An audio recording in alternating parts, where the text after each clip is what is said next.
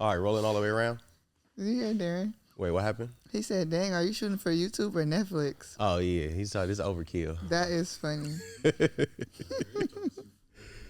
Come on, man. That was a good one. Yep. But of quality. All right, I gotta check my posture. He didn't check me already. Say it with your chest. All right. Okay, we good? We set?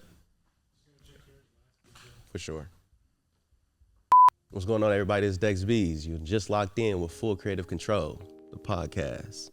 And today I got me co-hosting with me today, the phenomenal, the incredible, the high fashionista, the amazing photographer, educator, Bay Area princess, if we can call her. I like that one. Ariel Meii.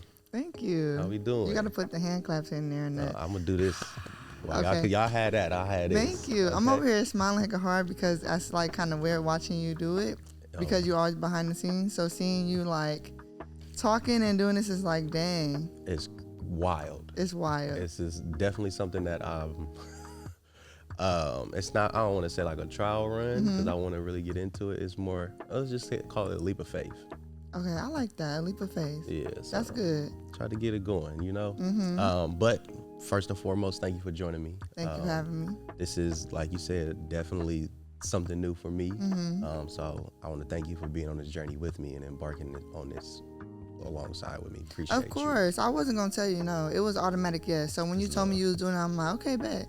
I was like, you really doing it? Like, you finna really do a podcast? But regardless, I was like, it's good. See? Yeah, you always support me, so I feel like it's only right. And then you my partner for real, so. For real. Yeah. Outside the cameras, outside the studio, we really locked in for exactly. real. So, come on now, it's only right. Hold on. You feel me? So here on Full Creative Control, we like to do a little icebreakers. So we're gonna do the traditional, pull a question out the hat. All right. Okay. And with this, whatever question you pull, I gotta answer. Whatever question I pull, you gotta answer. Okay, bet. All right. So this is your question. I'm finna pull. Yeah. You pulling first? No. Ladies first. I'm a gentleman. So whatever question you pull, I gotta answer. Okay. Not that one. Hold on. Okay. You're not supposed to look. First of all, how you know all the questions? You should have somebody else do it. Nah, I did have somebody else do it. I don't like pulling stuff out of hats. It's cool. All right. Now I'm nervous. Damn. I don't know the question. I promise you I don't. I mean, it's not a bad question, but just knowing okay, sorry. Next question. Come on. What is one thing you learned about yourself from your last relationship? One thing I learned about myself from my last relationship. About yourself. About myself. We like to talk about the other person real quick. That is one of them questions. But we can't talk about it for sure. I know, that's why I was like, dang. But it's cool. Is your business out there? No, not really. You talking to somebody that don't even really put his face out there. Right. But it's all good. Okay. The one thing I learned about myself from my last relationship is boundaries. Learn how to set them and stick to them. I'm gonna get into zodiacs. I'm a Taurus. A lot of people say, "Oh, they stubborn. They this and that. They have that face." But ultimately, like, I can't say with Tauruses, we do know how to love. We do know how to care. And it's like, if we rock with you, you stuck with us type of type. Like, it's definitely that. And I think that gets in the way of setting boundaries and staying onto your boundaries.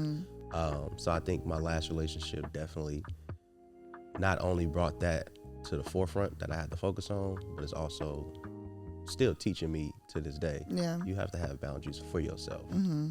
Like, the love can be there, the passion can be there, but don't lose your self-love and self-care with trying to uphold that for somebody else. Yeah. So you would say you love hard?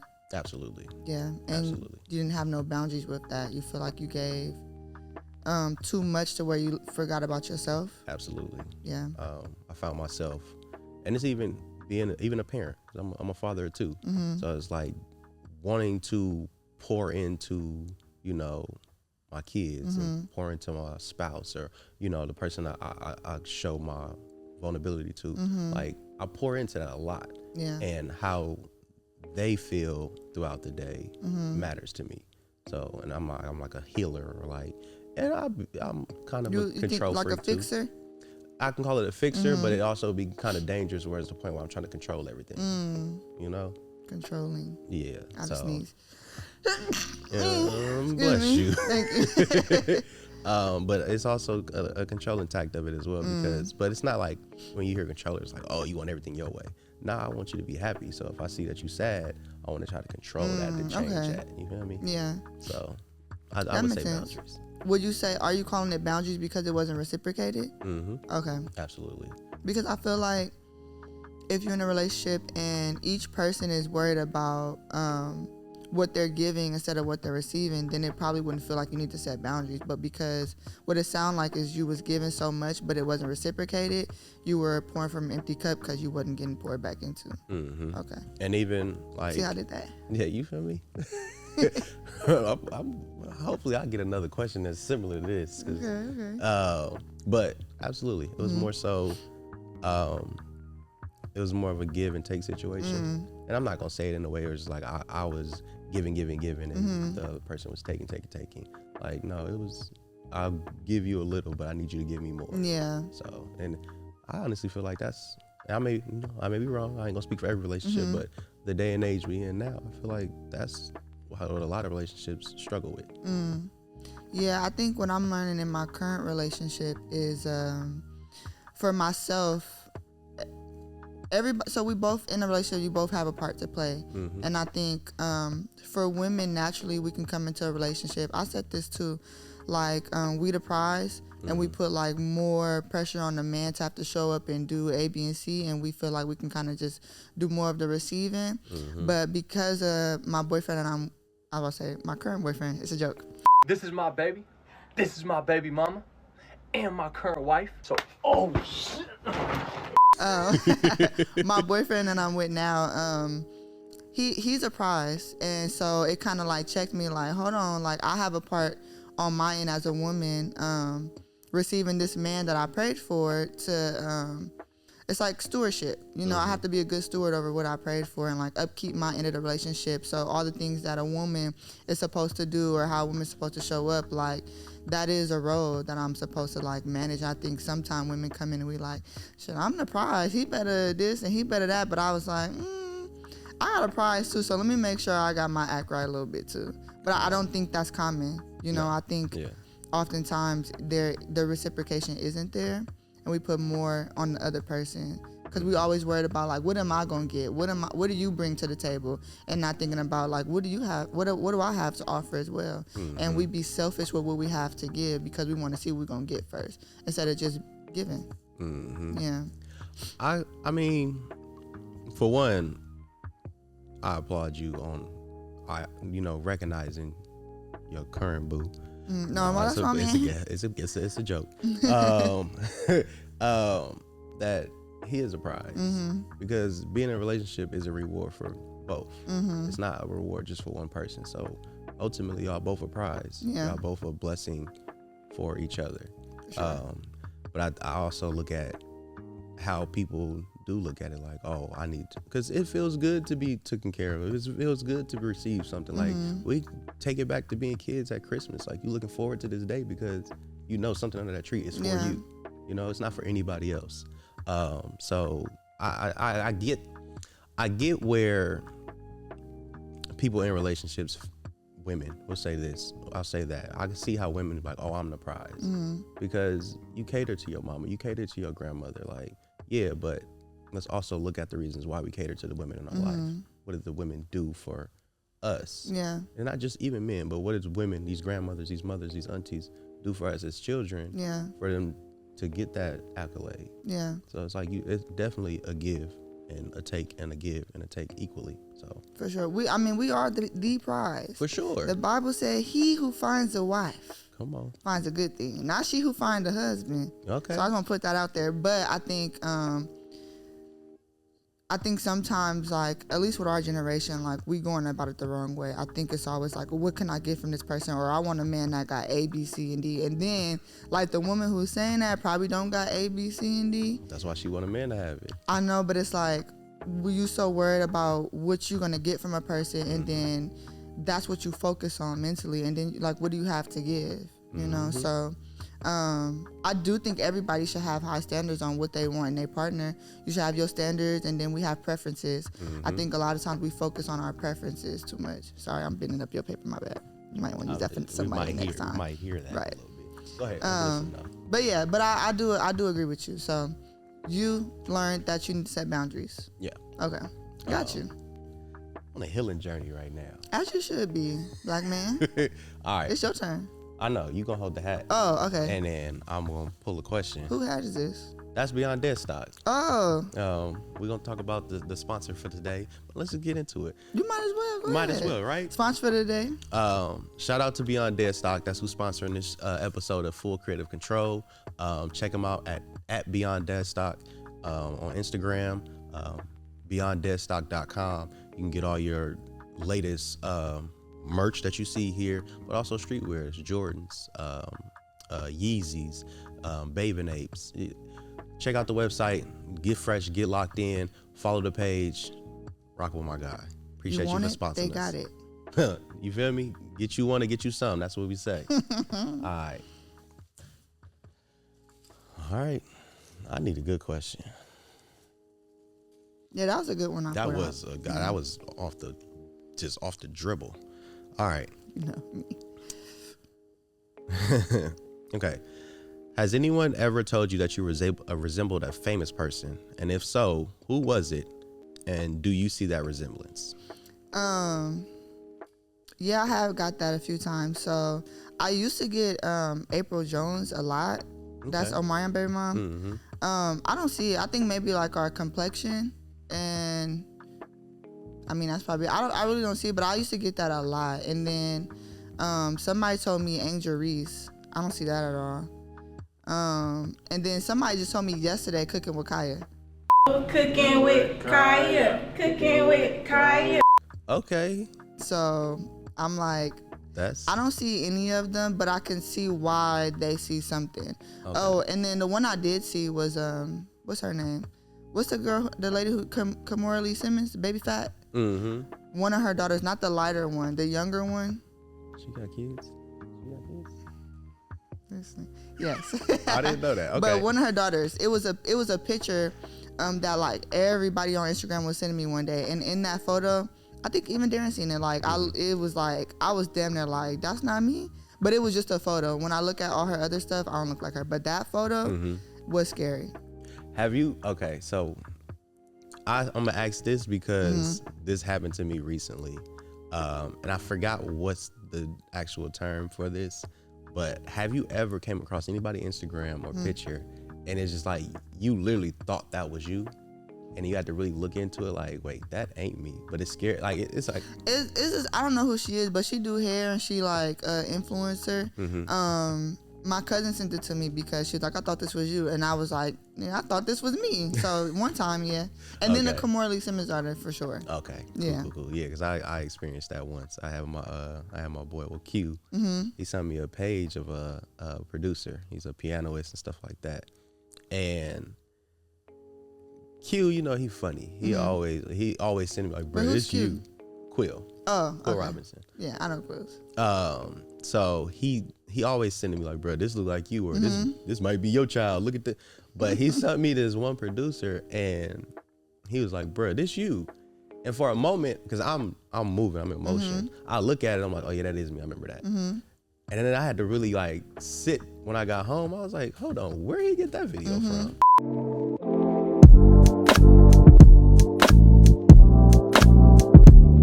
I watch it, I'm like, this ain't me. I don't know how to play the piano. First of all, how you get thinking it's you playing the piano? You're not playing the piano. Exactly, but I'm moving. But it looked that much like you. Yeah. Okay. And like he wear hats, and it's really when he wear hats. It was there. It was crazy. Okay. I want to ask you, do people ever think that you are I don't know what to call them. like Habesha or like Indian or Arabian or something? Depending on my haircut or how my hair is, I get a lot of things. I get Samoan or Tongan. I get. Oh, you can pass for Samoan. I get. If you have some weight on you too. Yeah, when I was kind of up there in weight, I you got that a that. lot. And then I got, like, again, certain haircuts. I got Dominican or Mexican. I never really got like any type of Middle Eastern, nothing like that. Yeah, you look like probably the eyebrows. I don't know. It's just like the beard, the hair. Mm-hmm. It's all depending on the haircut. Yeah, that's what it's giving. For sure. Okay, here go your question. Okay, that was good. That was good. I'm gonna put this one back in there. I'm so curious at all the questions in there. Man, I don't know all of them, but that first one, that was a good one, and I could relate to that because I had to learn how to set boundaries too. For sure. And I mean, if we can just tap into that just a little bit longer. Want me to answer that question too? Yeah. Right. Like in your last relationship, we don't want to talk about your current one because your current one seems healthy. Extremely healthy, and congratulations to both of y'all Thank for that. you. For sure. Yeah. But in your last one, because I would like to say your last one set you up for your one that you have here now. So let's wait for that to. Okay. It's a motorcycle. Okay. So can you talk to us about a little bit about that? So answering the question, what I learned was let me see. I learned how to love myself.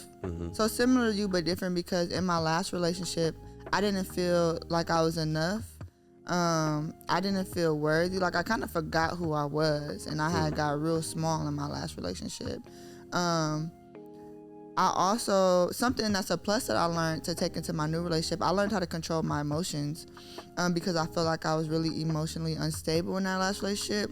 I don't believe I came into it that way, but I think because of all the challenges we were having, it made me that way because I felt like I constantly was like trying to prove myself to somebody, and it was driving me crazy. Like, I mean, literally having like anxiety attacks, panic attacks, and like hyperventilating and things, which I never experienced that before.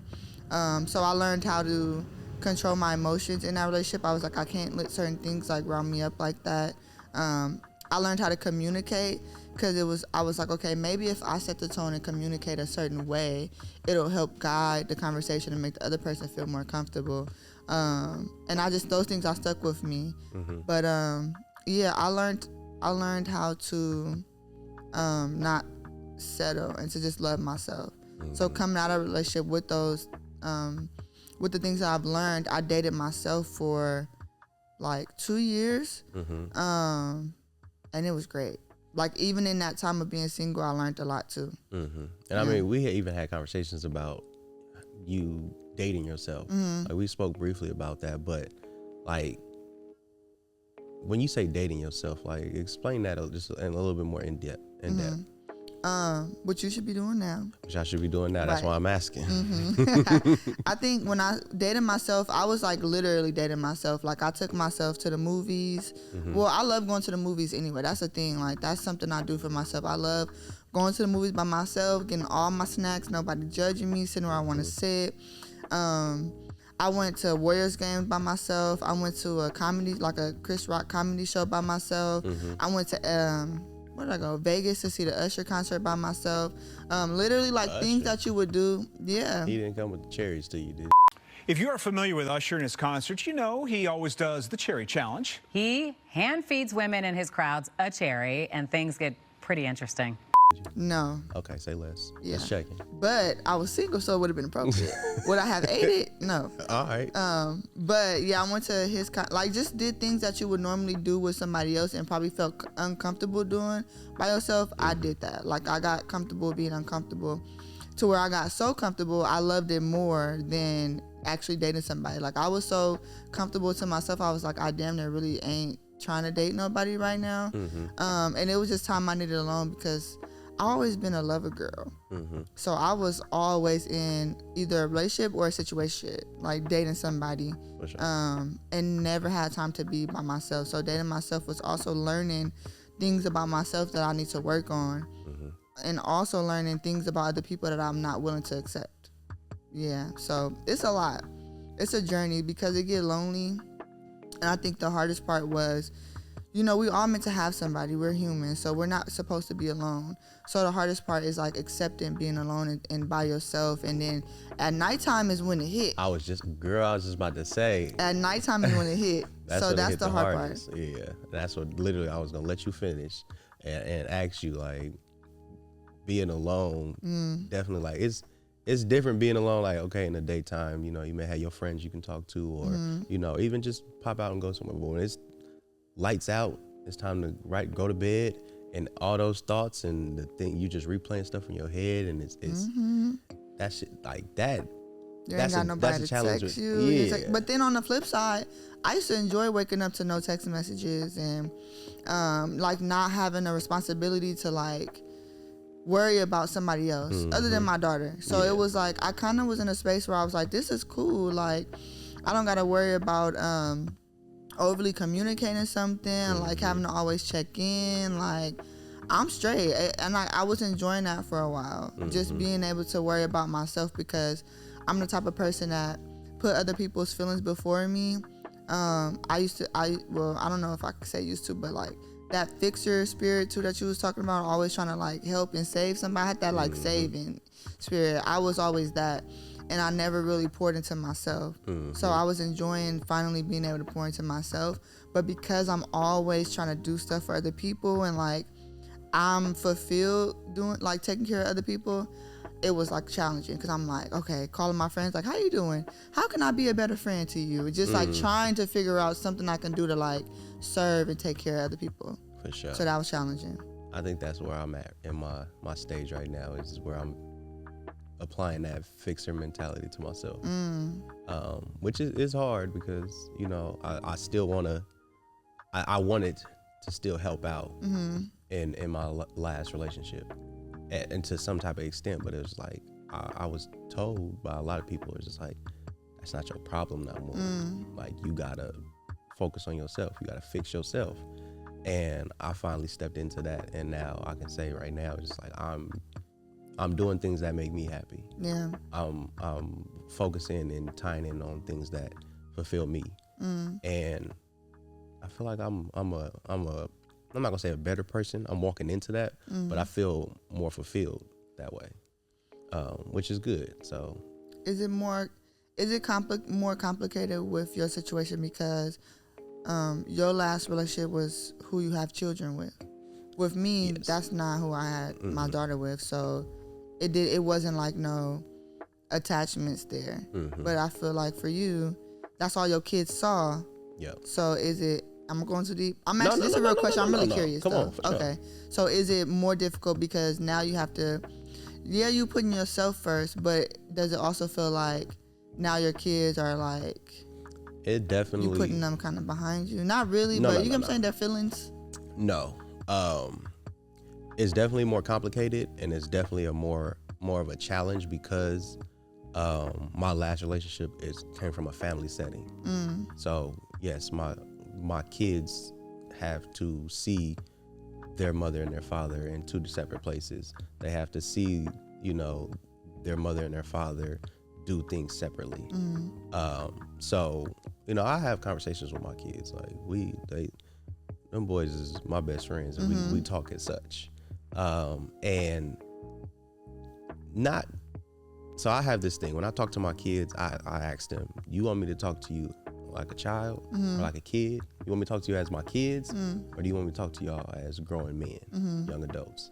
And I give that option for my kids to pick. A lot of times they're like, talk to me as your kids. And it's good that my kids can identify like, nah, we ain't ready for that, which is cool.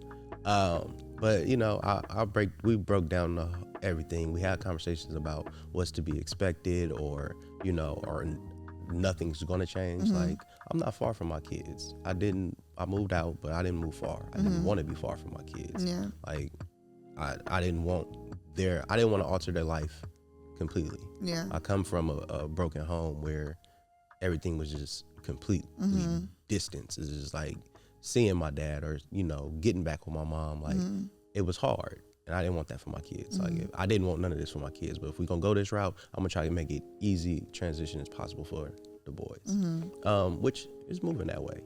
But it's definitely, when it comes to not necessarily putting them on the back burner, I'm fulfilling myself as well as still being a father. So it's like when you say you dating yourself and you take yourself here and there, the things I would look at and be like, oh, I would do with their mother or any other female. I'm gonna take my kids. I'm like, come on, we gonna go pop up at this restaurant or whatever. And it can be a nice little fancy restaurant. My kids looking like, okay. But it's something Daddy different. Yeah. Going to the beach and stuff like that. So I would, do with my kids. But I did ask you about dating yourself because, I do want to start walking into like, okay, let me take myself out somewhere. Yeah. It doesn't have to be father, son, or, going out dating with other people. It's like, nah, take myself out and learn myself to the full extent. You should. And I think there's nothing wrong with that, because if you don't put yourself first and pour into yourself, then you're not going to be any good for your kids. For sure. And I had to learn that, because I was always pouring out everywhere else, and then like putting a lot into just being a mom. I had to realize like I'm more than just a mom. And that's what I tell other mothers now too. Like, don't forget you're more than just a mom, because if you lose yourself in that, you're not going to be any good for your kids. For sure. You got to make sure that you mentally stable, you healthy, you doing things for yourself, you having time to like restore your mind and just come back to like self, in order to be good for your kids. Because there was times where I was like not doing that, and I was like taking my frustration out on my daughter, just because I'm like, I'm working all day styling people, I'm doing photo shoots, then I'll go to my classes with my students, and where it's hella kids, and I'm giving all my energy to them, and then didn't do anything for myself. I'm rushing. By the time I get home, my daughter just want to tell me about her day. I'm like, go to bed right now, and it's like, I had to realize like that's not healthy for her, and that's not fair to her. She should be able to get 100% of me too. But I also learned how to have conversations with her, because she was in a space before where she was like, you work so much, and I have to. It's just me in all ways taking care of her. So I gotta hustle. But I like what you said about having like conversations with your kids and being real with them. I have to sit her down and tell her like, I don't want to have to work this much, but this is for you. This is to benefit you, for you, and so you don't have to like go without and then experience things that I experienced as a kid, because I was less fortunate, So I wanted her to know she's able to have everything she wants and need because I work so much. But with that conversation, I was able to tell her, okay, on Sundays or whatever day, me and you would do a movie night, or on this day we'll do this. And then even through therapy, my therapist was like, try doing things too where y'all got tea, maybe she got her hot chocolate, and y'all just sit and you just let her like talk, just let her ramble and dump for like 15-30 minutes, and just give her like that space, which was difficult for me because I'll be ready to lay down. I don't want to hear no talking. And kids talk about 100 different things in 1 minute. They done told you 20 stories. So, but just learning how to balance that, because it is important for your kids. So Absolutely. Going back to you even spending more time with them, I think that's great. Yeah. It definitely plays a huge impact on the relationship with you and your daughter, or just having kids, period. Like, for sure. Because kids, honestly, like, even if you look back at all your childhood, like, the littlest things stick with you. Like, my mama and my auntie and even my dad at times, like, took us on all type of trips. But I can't really remember what the trip was like. Yeah. But it's like little things where it's like, I learned how to change brakes on a car, or I learned how to wrap a gift by my mama. It's like little stuff that stick with me, and the big stuff don't. So it's definitely small conversations where you let her just let things out, and it's like that might stick. Like, my mama really listened to me. My mama really heard me, So I think that plays a huge part on relationship with your kids. For sure. So I was gonna ask, what's one thing you learned about yourself that may not have been like, that could have played a part in like the separation? That played a part in the separation? Yeah, so maybe something that you was like, okay, I could have done this better, or maybe in my next relationship, I'm not going to be this way because it wasn't healthy or beneficial to, my last. That work-life balance. As men, I mean, we could say as a human, but I'm going to speak from men's point of view. As men, we have like this drive and this hustle, most men, I ain't gonna say all men, but most men, we have this drive and this hustle where it's like, we gotta take care of our family. We gotta take care. And we chalk it up to, oh, everything I'm doing is for you. Yeah. But in hindsight, it's not. Like, being creatives, like, this is my passion. So I'm chasing after a passion and a dream, but I'm labeling it, I'm doing it for my family. Yeah. I'm doing it for y'all. Like, this is what I'm working every day for y'all. But no, I'm doing it for the love of what drives me. And I didn't balance that correctly. Like, if I'm doing something for my family, I should be able to do this work, all right, and then cut that off. And then spend time with my family, go on dates, do this, go here, go there, and do that. And I didn't have that balance. I poured more over here to trying to work and then come home and then give them the little what's left of me instead of, okay, let it be 50-50. Yeah. Give myself 50 here, come home, give me 50 there.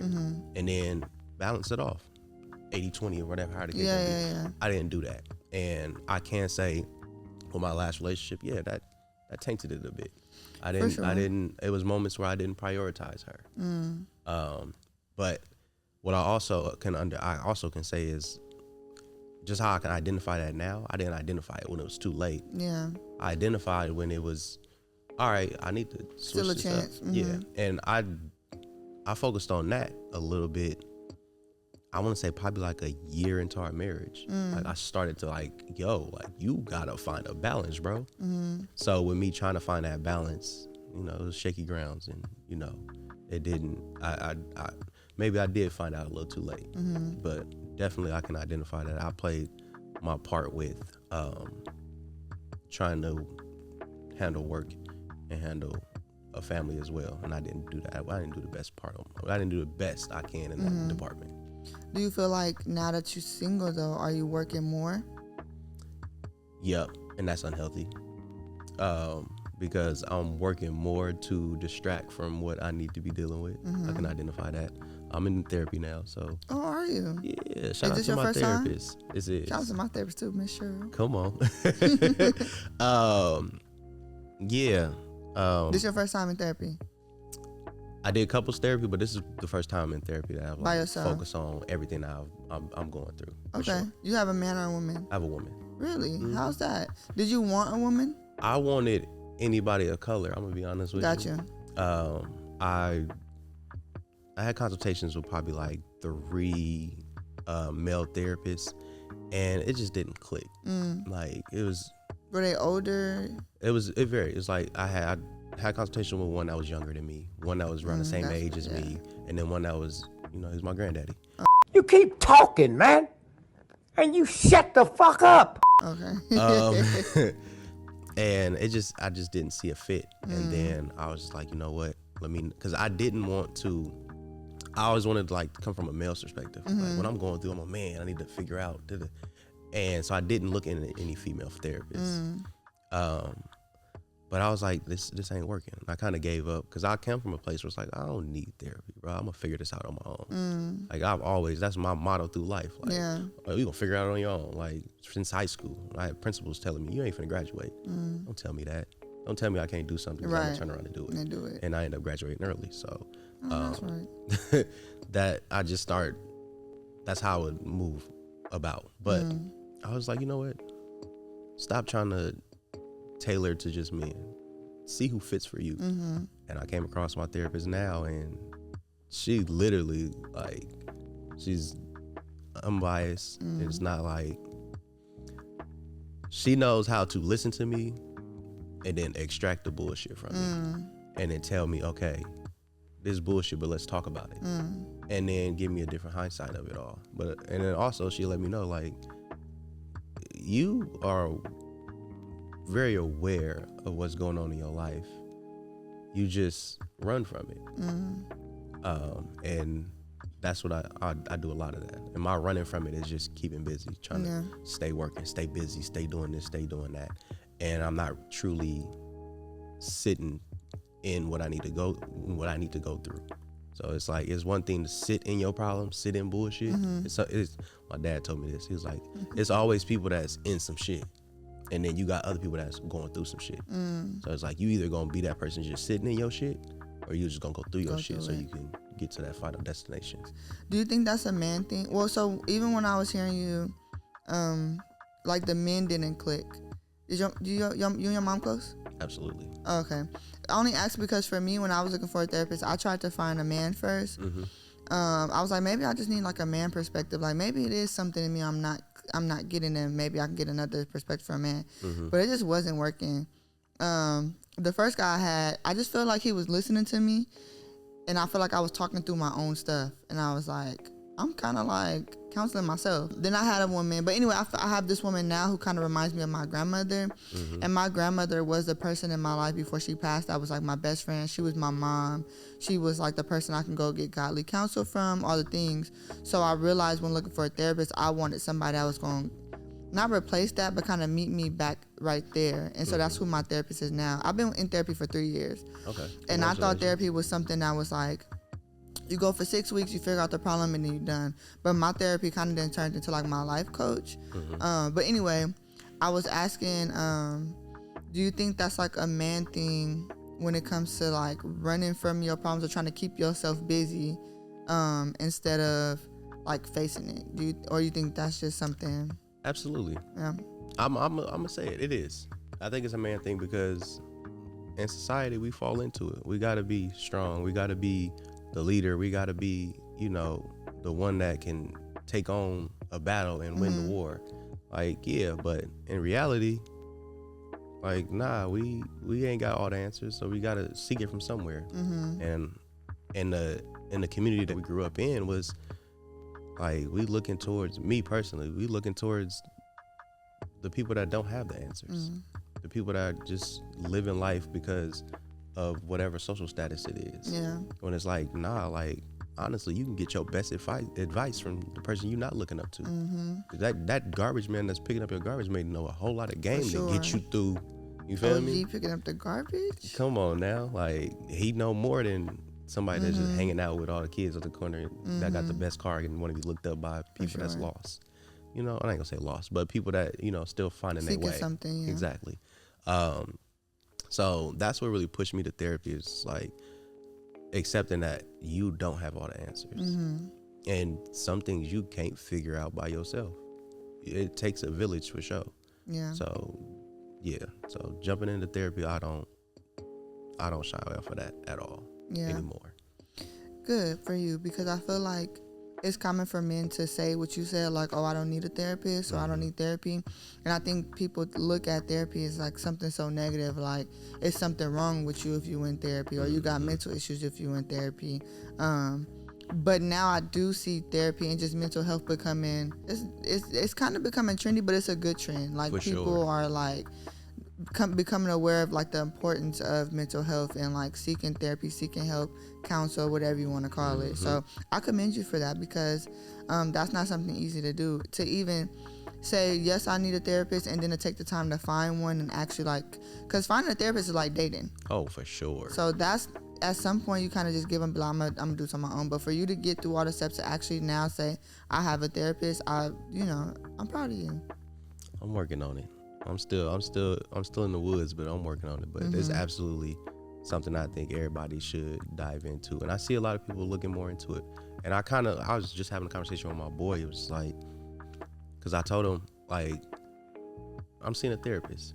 And again, it's kind of that stigma, like, damn, do I even want to tell people I'm seeing a therapist? Right. But yeah, I want everybody to know that. Yeah. Because I see when his response let me know, like, it's okay. It was like, that's good, bro. Like, I think I want to start therapy, this and that too. That's good. And let it be a trend. I mean, we went through a pandemic where everybody started working out, everybody's working their health and getting healthy and eating better, and that's cool. That's a great trend. Yeah. Like, let's push more of that. I ain't mad at it. But I do have the question, because we are creatives and we're talking about, our past and trials and tribulations and traumas and things like that. How does your past motivate your creativity? Like, being a creative, we get inspiration from something, and a lot of times that something could be our past, our traumas, our the things we've been through. So if that is tailored to you. Can you share that with me real quick? Yeah, that's a very layered question. But my past, well, it starts from my upbringing. That really, really, like, plays a part into who I am today. But even with my past relationship, I think because I'm not foreign to struggle. I'm not foreign to, like, being less fortunate. That really put, like, a battery in my back to make sure I go get it. So I've always been a hustler. Which I'm trying to come out of that. Bay, man. I'm trying to come out of that, like, grind mentality on that hustle culture. Sure.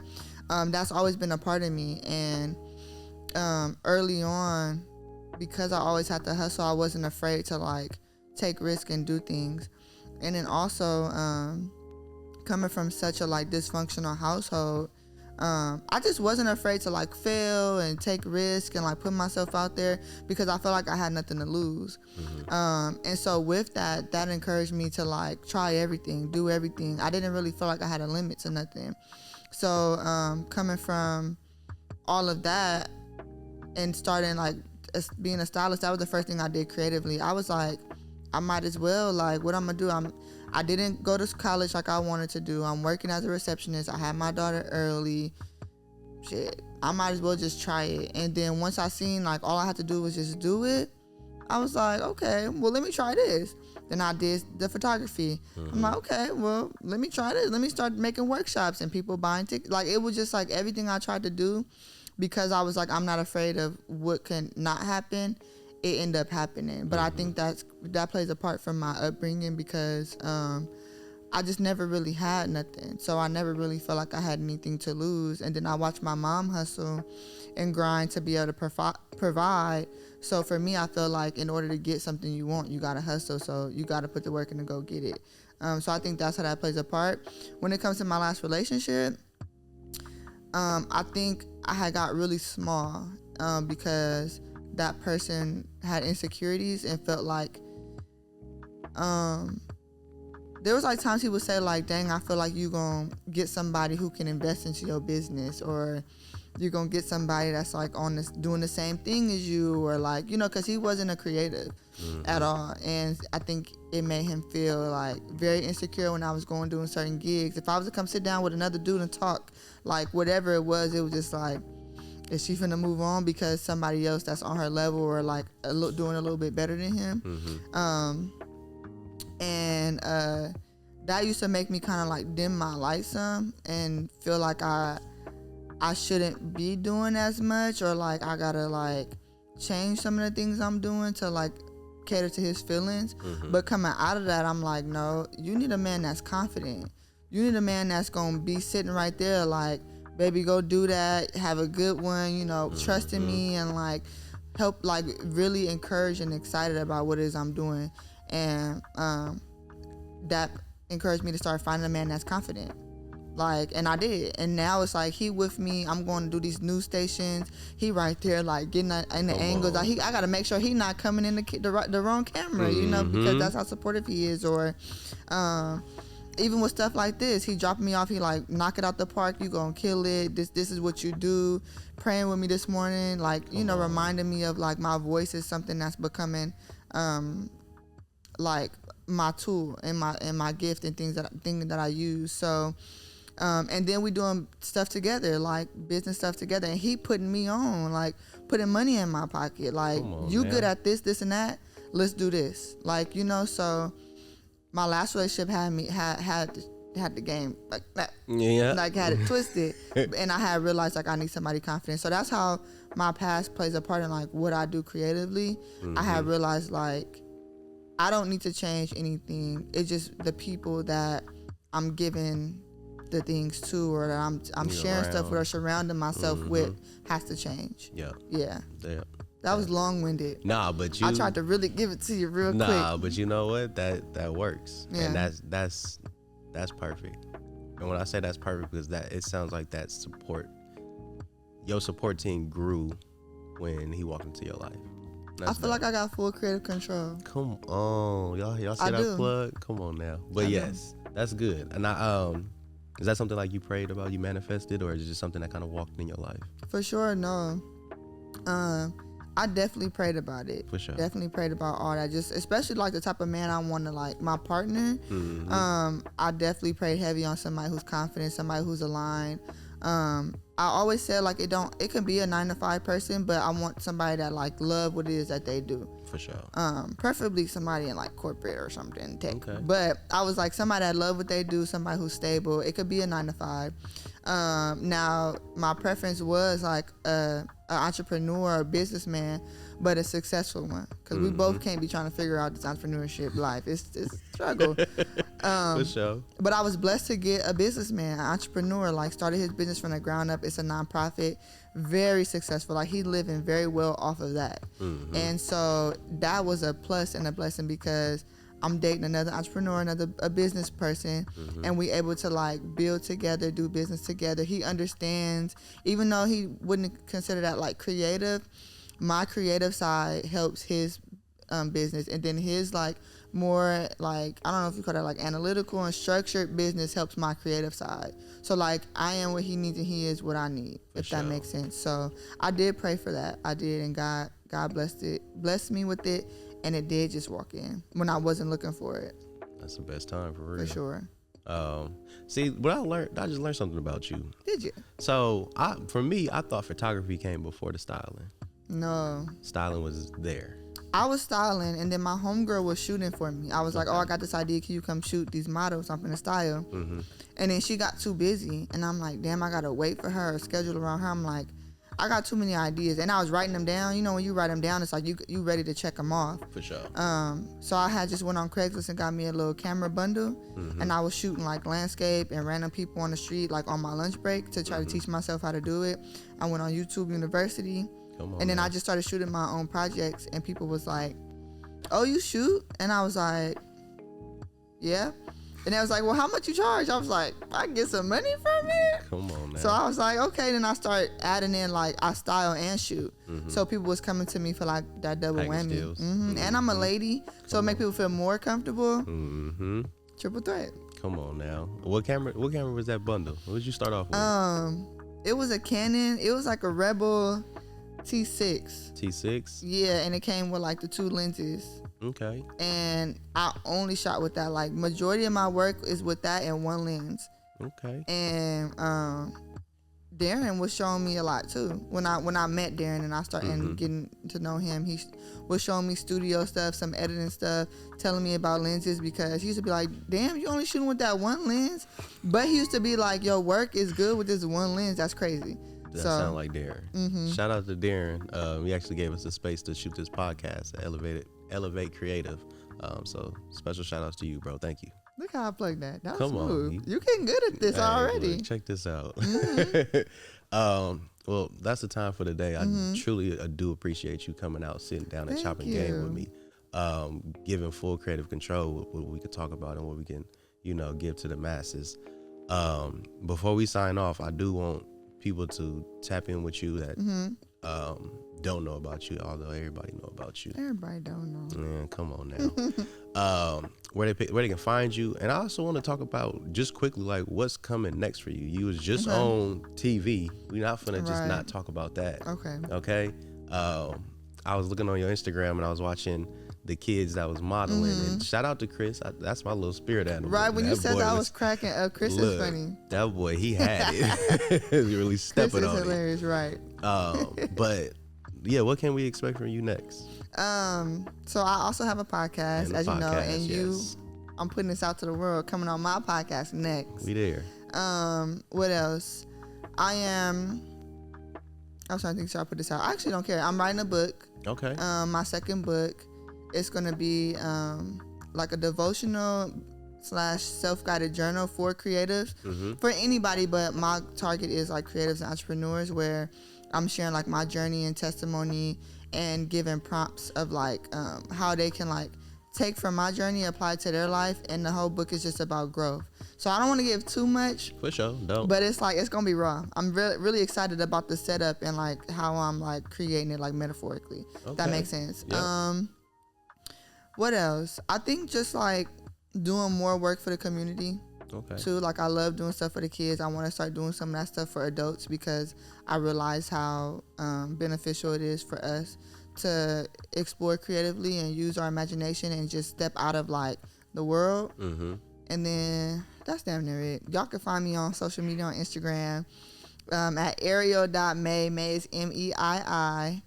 And then my podcast, everything is linked to my Instagram. Instagram is like my website, but I do have a website. It's arielmeii.com. So everything is all on Instagram. You can find it. Y'all lock in, man. This is Full Creative Control, the podcast, baby.